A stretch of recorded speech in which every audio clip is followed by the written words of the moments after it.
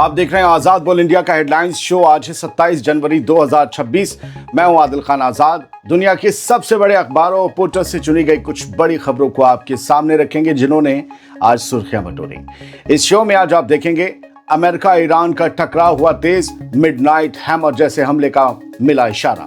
Iran ने दिया साफ अलर्ट, IRGC का आया बयान, अमेरिका तस्वीर अधूरी देख रहा है, बड़ा झटका देंगे।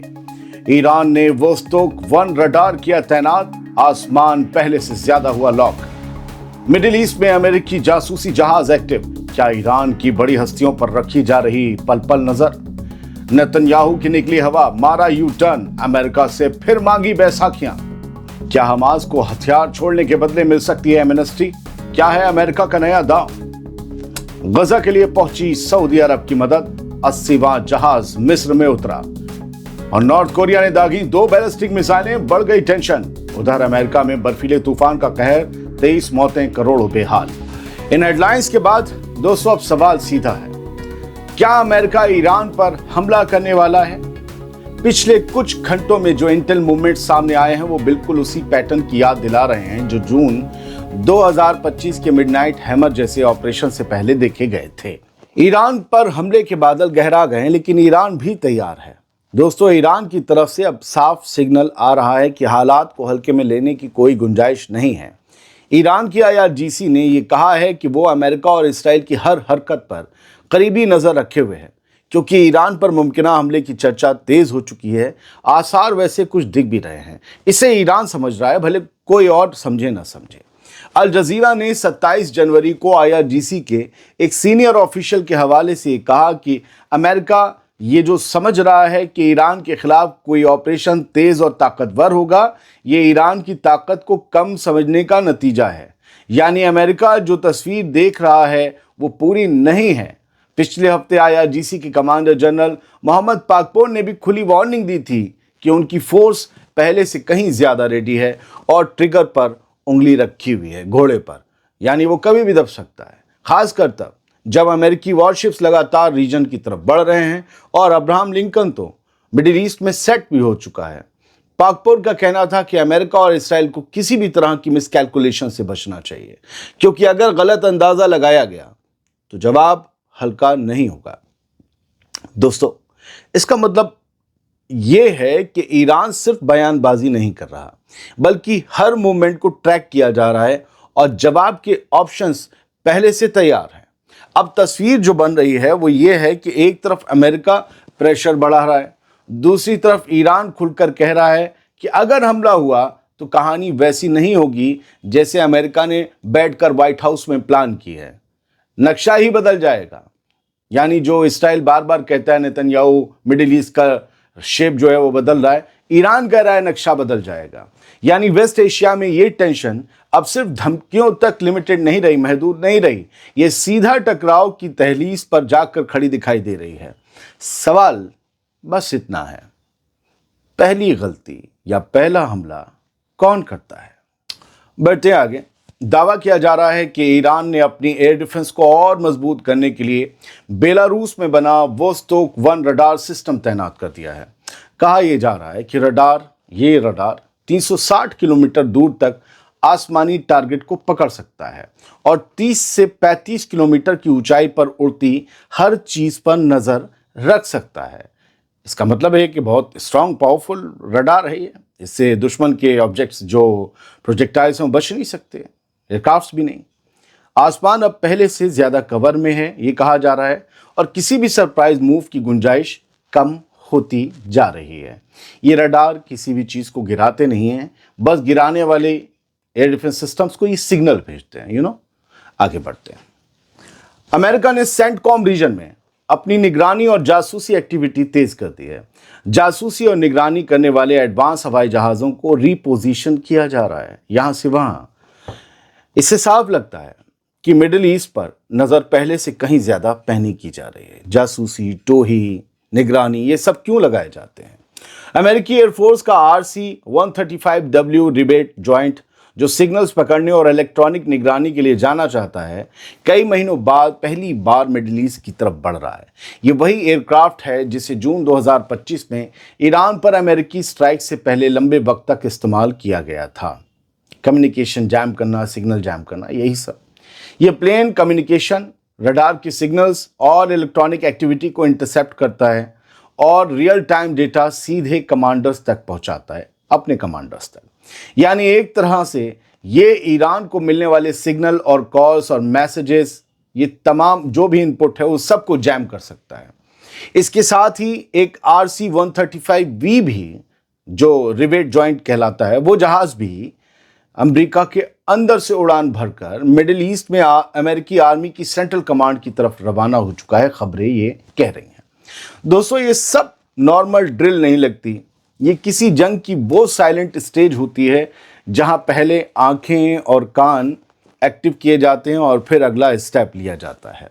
मेरी आंखें गलत जगह हो गई। खैर, अब सवाल ये है, क्या अमेरिका सिर्फ ईरान पर दबाव बना रहा है या फिर ये किसी बड़े मिलिट्री मूव की सीधी तैयारी है? क्योंकि जब आसमान में ऐसे जहाज तैनात होने लगे तो इसका मतलब होता है कि ज़मीन पर कुछ बड़ा होने वाला है। ईरान के प्रेसिडेंट मसूद पेज़ेश्कियान ने अमेरिका और यूरोपीय मुल्कों पर सीधा हमला बोलते हुए कहा है कि उन्हें ईरानी आवाम से कोई हमदर्दी नहीं है। सूबों के गवर्नर्स की मीटिंग में बोलते हुए पेज़ेश्कियान ने कहा कि वेस्ट जो इंसानी हुकूक का ढोल पीटता रहता है और अपने आप को इंसानी हुकूक का मसीहा बताता रहता है, वो महज एक बहाना, एक छलावा है।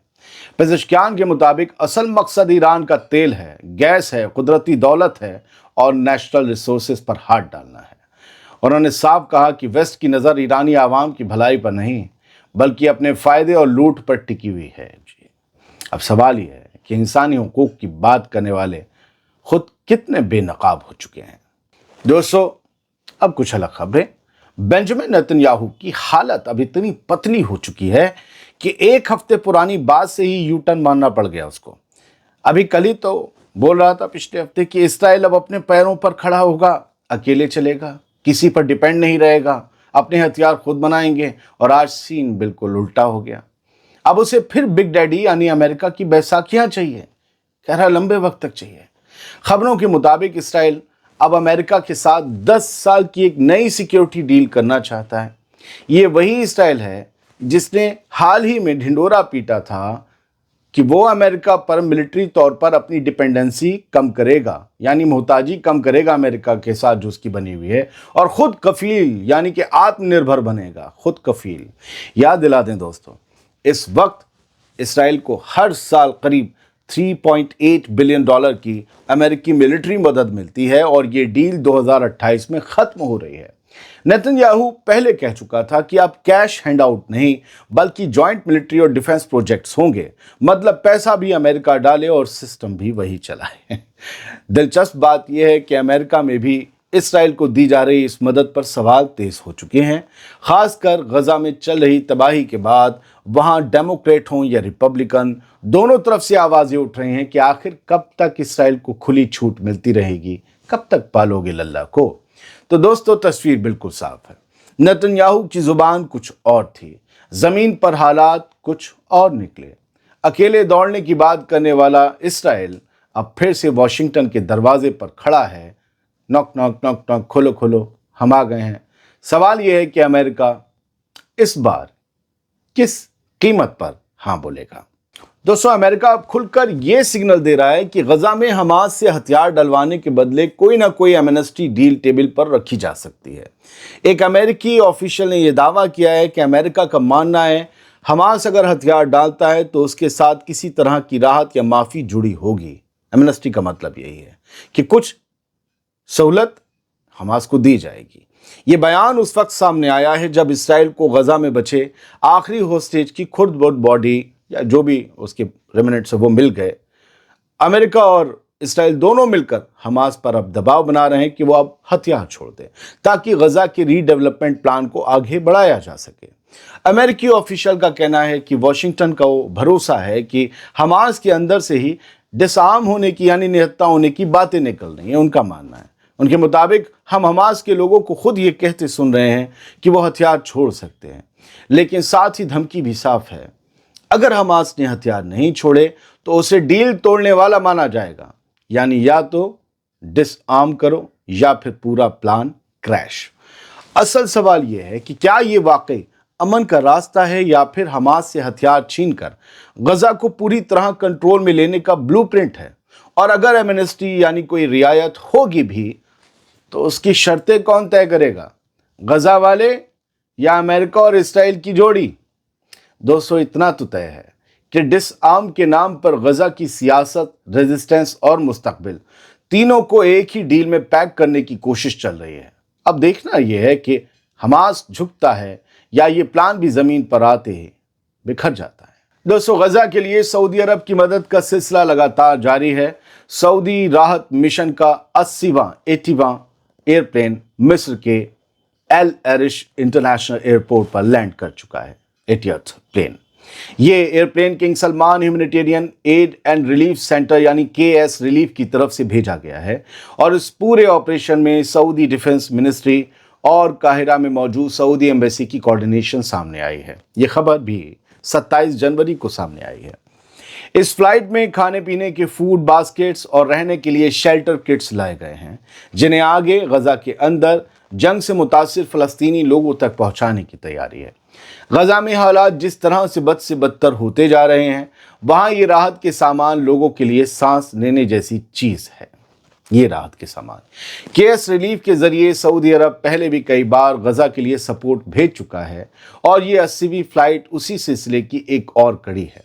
मैसेज साफ है, गजा अकेला नहीं है और मुश्किल हालात में भी फ़लस्तीनी आवाम के लिए रीजन से सपोर्ट पहुंच रहा है। दोस्तों, नॉर्थ कोरिया ने एक बार फिर रीजन में टेंशन बढ़ा दी है। जापान का कहना है कि आज 27 जनवरी में नॉर्थ कोरिया ने 2 बैलिस्टिक मिसाइलें दागी जो सी ऑफ जापान यानी जापान के समंदर की तरफ गईं। साउथ कोरिया की जॉइंट चीफ ऑफ स्टाफ ने भी कंफर्म किया कि उन्होंने मशरकी जो समंदर है उनका ईस्ट सी है उसकी तरफ एक प्रोजेक्टाइल मूवमेंट डिटेक्ट की है, यानी सियोल और टोक्यो दोनों अलर्ट मोड में आ गए हैं। जापान के कोस्ट गार्ड ने डिफेंस मिनिस्ट्री के हवाले से ये बताया कि 2 मिसाइलें फायर हुई और दोनों समंदर में गिर गईं। जापानी न्यूज़ एजेंसी जीजी प्रेस के भी मुताबिक ये मिसाइलें जापान के एक्सक्लूसिव इकोनॉमिक जोन के बाहर गिरी, यानी फिलहाल सीधे जापानी इलाके को टच नहीं किया गया। लेकिन मैसेज बिल्कुल साफ है, नॉर्थ कोरिया फिर से अपनी मिलिट्री ताकत दिखा रहा है। किंग जोंग उन के सर पर कोई फितूर फिर से सवार हो गया है या वो तेज हो गया है। फितूर तो हमेशा रहता है उसके सर पे। रीजन पहले ही अमेरिका, चाइना और कोरिया की टेंशन से गर्म है और ऐसे में नॉर्थ कोरिया का ये मूव हालात को और अनस्टेबल कर सकता है।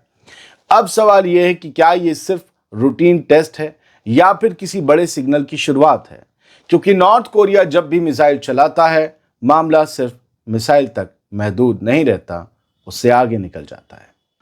अमेरिका में खतरनाक बर्फीले तूफान के बाद अब हालात और ज्यादा खतरनाक हो गए हैं। कड़ाके की ठंड ने करोड़ों लोगों को अपनी गिरफ्त में ले लिया है और अब तक कम से कम 23 लोगों की मौत की खबर आ चुकी है, जबकि बिजली ठप है और ट्रांसपोर्ट सिस्टम पूरी तरह से जाम पड़ा है। न्यू मैक्सिको से लेकर दूसरे इलाकों तक कई शहर बर्फ, तेज हवाओं, फ्रीजिंग बारिश और ओलों से जूझ रहे हैं। ऊपर से आर्कटिक की जानलेवा हवा राहत और रेस्क्यू के काम को और मुश्किल बना रही है। बिल्कुल साफ है कि अमेरिका के लिए ये सिर्फ एक तूफान नहीं है, बल्कि एक लंबा इम्तिहान है जो अब भी जारी है। बहुत बहुत शुक्रिया। सलामत रहिए, खुश रहिए।